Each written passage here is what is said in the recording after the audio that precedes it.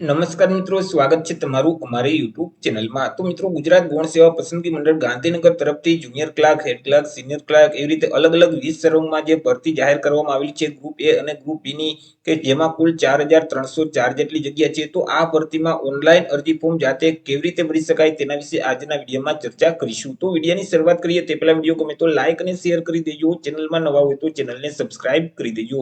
તો ચાલો મિત્રો, વિડીયોની શરૂઆત કરીએ। તો સૌથી પહેલા મિત્રો, તમારે તમારા મોબાઈલમાંથી અથવા તો લેપટોપ કે પીસીમાંથી કોઈ પણ એક ઇન્ટરનેટ બ્રાઉઝરને ઓપન કરવાનું રહેશે અને ત્યાં સર્ચ બોક્સમાં ટાઈપ કરવાનું રહેશે ઓજાસ। જેવું મિત્રો તમે ઓજાસ ટાઈપ કરી તમે તેને સર્ચ કરશો તો તમારી સામે આ મુજબની એક સ્ક્રીન ઓપન થઈ જશે, કે જ્યાં ઓજાસની ઓફિશિયલ વેબસાઇટ તમને સૌથી પહેલા જોવા મળશે, ojas.gujarat.gov.in।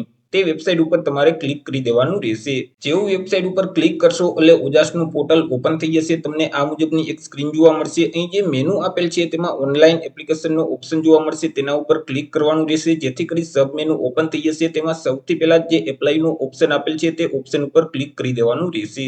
આગળ મિત્રો તમારે ડિપાર્ટમેન્ટ સિલેક્ટ કરવાનું રહેશે, એટલે અહીંથી જે જીએસએસબી નો ઓપ્શન છે ગુજરાત ગૌણ સેવા પસંદગી મંડળ, તેને તમારે સિલેક્ટ કરી દેવાનું રહેશે, જેથી કરી ફરીથી આ મુજબની એક સ્ક્રીન ઓપન થઈ જશે। ગુજરાત ગૌણ સેવા પસંદગી મંડળ તરફથી જેટલી ભરતીમાં અરજી ફોર્મ શરૂ હશે તેનું લિસ્ટ તમને જોવા મળશે। તો એ મિત્રો જે જાહેરાત નંબર જે 212 છે તે ગ્રુપ એ અને ગ્રુપ બી ની ભરતી છે। તો તેમાં મિત્રો તમે જોઈ શકશો અરજી ફોર્મ ભરવાની જે છેલ્લી તારીખ છે તે 31 જાન્યુઆરી 2024 છે। અહીં અરજી ફી છે તે મિત્રો જનરલ કેટેગરીના ઉમેદવાર માટે 500 રૂપિયા છે, જ્યારે આરક્ષણ કેટેગરી એટલે કે અનામત વર્ગના ઉમેદવાર માટે અરજી ફી છે તે 400 રૂપિયા છે। મિત્રો આ ભરતીનું નોટિફિકેશન ડાઉનલોડ કરવા માટે ડિટેલનો જે ઓપ્શન છે તેના ઉપર ક્લિક કરશો તો આ ભરતીના નોટિફિકેશનની જે પીડીએફ ફાઇલ છે તે તમારા ડિવાઇસમાં ડાઉનલોડ થઈ જશે। અરજી ફોર્મ ભરવા માટે અહીં ગ્રીન કલરમાં જે એપ્લાયનું બટન છે તેના ઉપર તમારે ક્લિક કરી દેવાનું રહેશે, જેથી કરી આ મુજબની એક સ્ક્રીન ઓપન થઈ જશે। હવે મિત્રો અહીં જે ભરતી છે તેની ડિટેલ તમને જોવા મળશે, તે એકવાર તમારે વાંચી લેવાની રહેશે। ત્યાર પછી એપ્લાય નાઉનું જે બટન છે તે બટન ઉપર ક્લિક કરવાનું રહેશે, એટલે ફરીથી આ મુજબની એક સ્ક્રીન ઓપન થઈ જશે। હવે મિત્રો જે ઓજાસના પોર્ટલ ઉપર તમે ઓલરેડી રજીસ્ટ્રેશન કરેલું હોય તો તમારા જે રજીસ્ટ્રેશન નંબર છે તે નંબર અહીં ટાઈપ કરી દેવાના રહેશે, જન્મ તારીખ અહીં ટાઈપ કરી દેવાની રહેશે, એપ્લાય વિથ ઓટીઆર ના બટન ઉપર ક્લિક કરી દેવાનું રહેશે। પરંતુ ઓજાસના પોર્ટલ ઉપર હજી સુધી તમે રજીસ્ટ્રેશન નથી કરેલ તો અહીં જે સ્કીપનું બટન આપેલ છે તેના ઉપર ક્લિક કરવાનું રહેશે। જેવું મિત્રો તમે સ્કીપના બટન ઉપર ક્લિક કરશો તો આગળ તમને એક અરજી ફોર્મ આપી દેવામાં આવશે। તે અરજી ફોર્મમાં તમામ માહિતી ભરવાની રહેશે। અરજી ફોર્મ ભરો તે પહેલા અહીં એક અગત્યની સૂચના આપેલ છે તે અવશ્ય વાંચી લેવાની રહેશે। અરજી ફોર્મમાં સૌથી પહેલા તો તમારે તમારી જે પર્સનલ ડિટેલ છે, ઉમેદવારની જે પર્સનલ માહિતી છે તે આપવાની રહેશે, જેમ કે ટાઇટલ તમને જે લાગુ પડતું હોય તે અહીંથી સિલેક્ટ કરી દેવાનું રહેશે।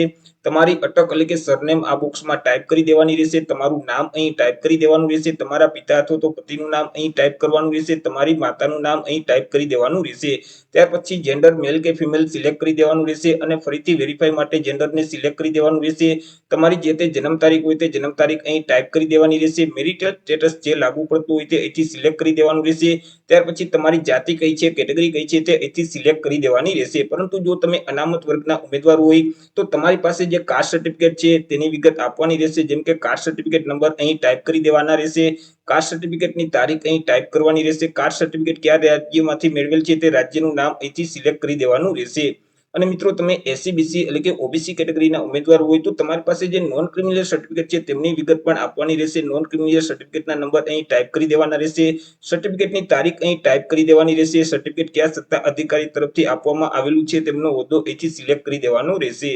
આગળ મિત્રો તમારે કોમ્યુનિકેશનની ડિટેલ આપવાની રહેશે, એટલે કે તમારે બે એડ્રેસ આપવાના રહેશે। તેમાં સૌથી પહેલા પ્રેઝન્ટ એડ્રેસ એટલે કે હાલનું એડ્રેસ આપવાનું રહેશે। પ્રેઝન્ટ એડ્રેસ આ બોક્સમાં ટાઈપ કરી દેવાનું રહેશે, રાજ્યનું નામ સિલેક્ટ કરી દેવાનું રહેશે, તમારા જિલ્લાનું નામ સિલેક્ટ કરી દેવાનું રહેશે, ત્યાર પછી તાલુકાનું નામ સિલેક્ટ કરી દેવાનું રહેશે, તમારા એરિયાના પિનકોડ નંબર અહીં ટાઈપ કરી દેવાના રહેશે।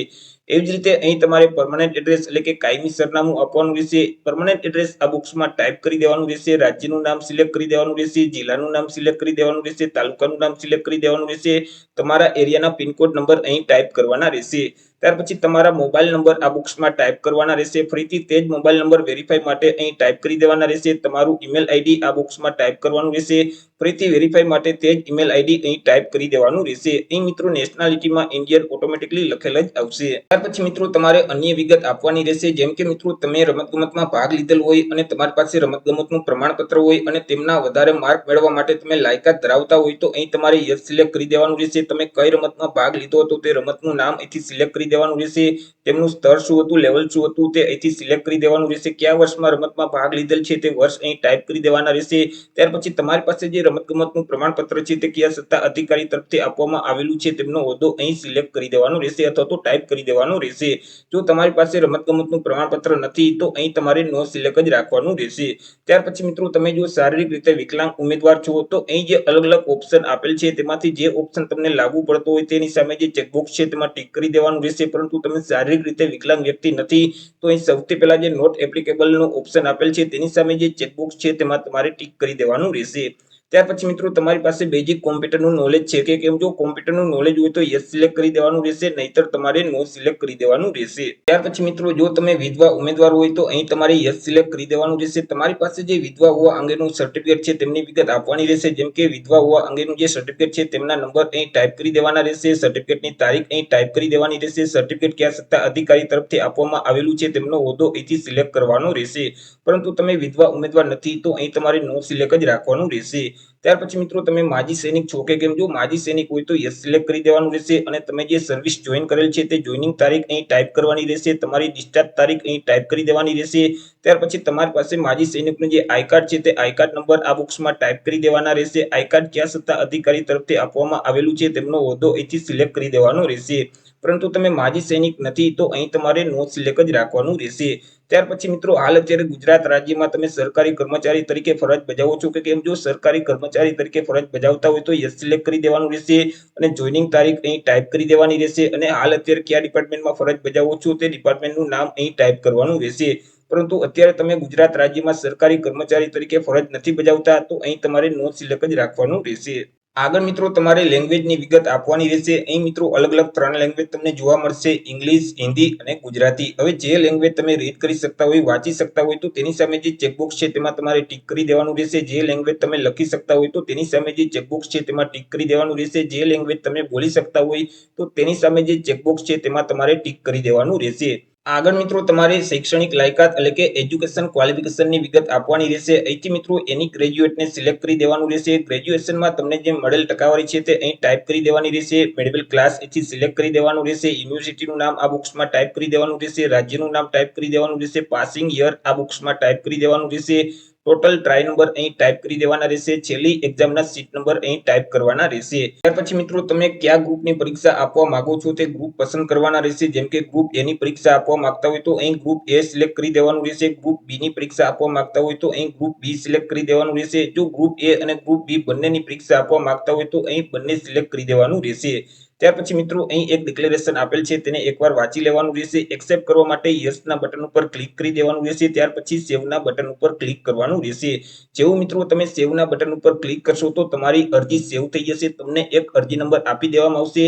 પરંતુ હજી આગળ મિત્રો તમારે ફોટો અને સિગ્નેચર અપલોડ કરવાના રહેશે। ત્યાર પછી તમારે તમારી અરજીને કન્ફર્મ કરવાની રહેશે। જ્યાં સુધી તમે તમારી અરજી કન્ફર્મ નહીં કરો ત્યાં સુધી તમારી અરજી માન્ય રહેતી નથી। ફોટો અને સિગ્નેચરને અપલોડ કરવા માટે ફરીથી તમારે હોમ સ્ક્રીન ઉપર આવી જવાનું રહેશે। અહીં મિત્રો જે મેનુ આપેલ છે તેમાં ઓનલાઈન એપ્લિકેશનનો ઓપ્શન જોવા મળશે, તેના ઉપર ક્લિક કરશો તો અહીં અપલોડ ફોટો એન્ડ સિગ્નેચરનો ઓપ્શન જોવા મળશે, તે ઓપ્શન ઉપર ક્લિક કરી દેવાનું રહેશે। જેથી કરી મિત્રો આ મુજબની એક સ્ક્રીન ઓપન થઈ જશે। તમને જે અરજી નંબર આપવામાં આવેલો છે તે અરજી નંબર આ બોક્સમાં ટાઈપ કરી દેવાનો રહેશે। તમારી જન્મ તારીખ અહીં ટાઈપ કરી દેવાની રહેશે। ત્યાર પછી ઓકે ના બટન ઉપર ક્લિક કરવાનું રહેશે। એટલે ફરીથી આ મુજબની સ્ક્રીન ઓપન થઈ જશે। સૌથી પહેલા તમારે પાસપોર્ટ સાઇઝનો ફોટોગ્રાફ અપલોડ કરવાનો રહેશે, પરંતુ તમે જે ફાઇલ અપલોડ કરો તે ફાઇલનું ફોર્મેટ જેપીજી ફોર્મેટ જ હોવું જોઈએ અને ફાઇલની સાઇઝ છે તે 15 KB કરતા ઓછી હોવી જોઈએ। ચોઈસ ફાઇલના બટન ઉપર ક્લિક કરશો તો ડિવાઇસ ઓપન થઈ જશે। જ્યાં તમે સ્કેન કરેલો પાસપોર્ટ સાઇઝનો ફોટો રાખેલ છે તેને સિલેક્ટ કરી દેવાનો રહેશે। ત્યાર પછી અપલોડના બટન ઉપર ક્લિક કરશો તો ફોટોગ્રાફ અપલોડ થઈ જશે। એવી જ રીતે નીચે તમારે સિગ્નેચર અપલોડ કરવાની રહેશે, પરંતુ સિગ્નેચરની ફાઇલ પણ જે અપલોડ કરો તેનું ફોર્મેટ જેપીજી ફોર્મેટ જ હોવું જોઈએ। ફાઇલની સાઇઝ છે તે 15 KB કરતા ઓછી હોવી જોઈએ। ચોઈસ ફાઇલના બટન ઉપર ક્લિક કરી તમારે સિગ્નેચરને સિલેક્ટ કરી દેવાની રહેશે। ત્યાર પછી અપલોડના બટન ઉપર ક્લિક કરશો તો અહીં સિગ્નેચર અપલોડ થઈ જશે। ફોટો અને સિગ્નેચરને અપલોડ કર્યા પછી મિત્રો તમારે તમારી અરજીને કન્ફર્મ કરવાની રહેશે। જ્યાં સુધી તમે અરજી કન્ફર્મ નહીં કરો ત્યાં સુધી તમારી અરજી માન્ય રહેતી નથી। અરજી ફોર્મને કન્ફર્મ કરવા માટે અહીં જે ઓનલાઈન એપ્લિકેશનનો ઓપ્શન છે તેના ઉપર ક્લિક કરશો તો અહીં મેનુમાં કન્ફર્મનો ઓપ્શન જોવા મળશે, તેના ઉપર ક્લિક કરી દેવાનું રહેશે। જેથી કરી ફરીથી અરજીની વિગત માંગશે, જેમ કે અરજી નંબર આ બોક્સમાં ટાઈપ કરી દેવાનો રહેશે, તમારી જન્મ તારીખ અહીં ટાઈપ કરી કરી દેવાની રહેશે. ત્યાર પછી મિત્રો ઓકે ના બટન ઉપર ક્લિક કરવાનું રહેશે. એટલે ફરીથી આ મુજબની એક સ્ક્રીન ઓપન થઈ જશે. અહીં તમે જે અરજી ફોર્મમાં વિગત આપેલ છે તે તમને જોવા મળશે, તે એકવાર ચેક કરી લેવાની રહેશે. ત્યાર પછી મિત્રો અહીં જે કન્ફર્મ એપ્લિકેશનનું બટન છે તે બટન ઉપર ક્લિક કરવાનું રહેશે. મિત્રો જેવું તમે કન્ફર્મ એપ્લિકેશનના બટન ઉપર ક્લિક કરશો તો તમારી અરજી કન્ફર્મ થઈ જશે. તમને એક કન્ફર્મેશન નંબર આપી દેવામાં આવશે કે જે નંબર તમારે સાચવી રાખવાનો રહેશે. અરજી ફોર્મને કન્ફર્મ કર્યા પછી મિત્રો આગળ તમારે પરીક્ષા ફી ભરવાની રહેશે, જે ઓનલાઈન જ રહેશે. પરીક્ષા ફી ભરવા માટે મિત્રો અહીં જે ઓનલાઈન એપ્લિકેશનનો ઓપ્શન જોવા મળે છે તેના ઉપર ક્લિક કરશો તો સબ મેનુમાં નીચે અહીં print application form and pay ફીનો ઓપ્શન જોવા મળશે, અથવા તો અહીં મિત્રો જે મેનુમાં ફીનો ઓપ્શન જોવા મળશે તેમાં મિત્રો ઓનલાઈન અથવા તો પોસ્ટ ઓફિસ ચલણનો ઓપ્શન જોવા મળશે. બેમાંથી કોઈ પણ એક ઓપ્શન ઉપર તમારે ક્લિક કરી દેવાનું રહેશે. જેથી કરી આ મુજબની એક સ્ક્રીન ઓપન થઈ જશે. અહીંથી મિત્રો તમારે ગ્રુપ એ ગ્રુપ બી ની પોસ્ટને સિલેક્ટ કરી દેવાનું રહેશે. ત્યાર પછી કન્ફર્મ કરતી વખતે તમને જે કન્ફર્મેશન નંબર આપેલ છે તે નંબર આ બોક્સમાં ટાઈપ કરી દેવાના રહેશે. તમારી જન્મ તારીખ અહીં ટાઈપ કરી દેવાની રહેશે. ત્યાર પછી ઓનલાઈન પેમેન્ટ ઓફ ફી નો ઓપ્શન છે તેના ઉપર ક્લિક કરવાનું રહેશે. એટલે ફરીથી આ મુજબની એક સ્ક્રીન ઓપન થઈ જશે. નીચે સ્ક્રોલ કરશો તો અહીં જે સબમિટ નું બટન છે તેના ઉપર તમારે ક્લિક કરી દેવાનું રહેશે. જેથી કરી ફરીથી આ મુજબની એક સ્ક્રીન ઓપન થઈ જશે. તમે કોના માધ્યમથી પેમેન્ટ કરવા માંગો છો તે સિલેક્ટ કરી દેવાનું રહેશે, જેમ કે ડેબિટ કાર્ડ છે, ઇન્ટરનેટ બેન્કિંગ છે, યુપીઆઈ છે, વોલેટ છે. તમે જેના માધ્યમથી પેમેન્ટ કરવા માંગતા હોય તે સિલેક્ટ કરી દેવાનું રહેશે. ત્યાર પછી બેંકની વિગત આપી દેવાની રહેશે. જો તમે કાર્ડથી પેમેન્ટ કરવા માંગતા હો તો કાર્ડની તમામ વિગત ફિલ કરી દેવાની રહેશે. ત્યાર પછી પે નાઉ નું જે બટન છે તેના ઉપર ક્લિક કરવાનું રહેશે. એટલે મિત્રો ફરીથી આ મુજબની એક સ્ક્રીન ઓપન થઈ જશે. હવે મિત્રો તમે જે બેંકની ડિટેલ આપેલ છે તે એકાઉન્ટ જોડે જે મોબાઈલ નંબર લિંક હશે તે નંબર ઉપર એક ઓટીપી જશે. તે ઓટીપી અહીં ઓટીપીના બોક્સમાં ટાઈપ કરી દેવાનો રહેશે. ત્યાર પછી સબમિટના બટન ઉપર ક્લિક કરવાનું રહેશે. જેવું મિત્રો તમે સબમિટના બટન ઉપર ક્લિક કરી દેશો એટલે મિત્રો અહીં તમારી જે અરજી ફી છે તે ઓનલાઈન ભરાઈ જશે. ઓનલાઈન અરજી ફી ભરાઈ ગયા પછી અહીં મિત્રો તમારે તેની રિસિપ્ટ ડાઉનલોડ કરવી હોય તો અહીં ઓનલાઈન પેમેન્ટ રિસિપ્ટનો જે ઓપ્શન છે તેના ઉપર ક્લિક કરશો તો તમે જે ફી ભરેલ છે તેની રિસિપ્ટ ડાઉનલોડ થઈ જશે. અને તમે જે ફોર્મ ભરેલ છે તેની જો તમારે પ્રિન્ટ લેવી હોય તો અહીં પ્રિન્ટ એપ્લિકેશન ફોર્મનો ઓપ્શન છે તેના ઉપર ક્લિક કરશો તો અહીં જે ફોર્મની પીડીએફ ફાઇલ છે તે તમારા ડિવાઇસમાં ડાઉનલોડ થઈ જશે. તો આવી રીતે મિત્રો ગુજરાત ગૌણ સેવા પસંદગી મંડળ ગાંધીનગર તરફથી ગ્રુપ એ અને ગ્રુપ બી ની જે અલગ અલગ સર્વંકર ભરતી જાહેર કરવામાં આવેલી છે તો તેમાં તમે જાતે જ ઓનલાઈન અરજી ફોર્મ ભરી શકો છો. છતાં પણ જો તમને કોઈ પણ પ્રકારની ક્વેરી હોય તો અમારા જે વોટ્સએપ નંબર છે 9106616546 આ નંબર પર તમે વોટ્સએપ પર મેસેજ કરી શકો છો. તો આશા રાખું છું વિડીયો પસંદ પડ્યો હશે. વિડીયો પસંદ પડ્યો તો લાઈક અને શેર કરી દેજો. ચેનલમાં નવા હોય તો ચેનલને સબસ્ક્રાઇબ કરી દેજો. ફરી મળીશું એક નવા ટોપિક સાથે એક નવા વિડીયોમાં. ત્યાં સુધી જય હિન્દ, વંદે માતરમ.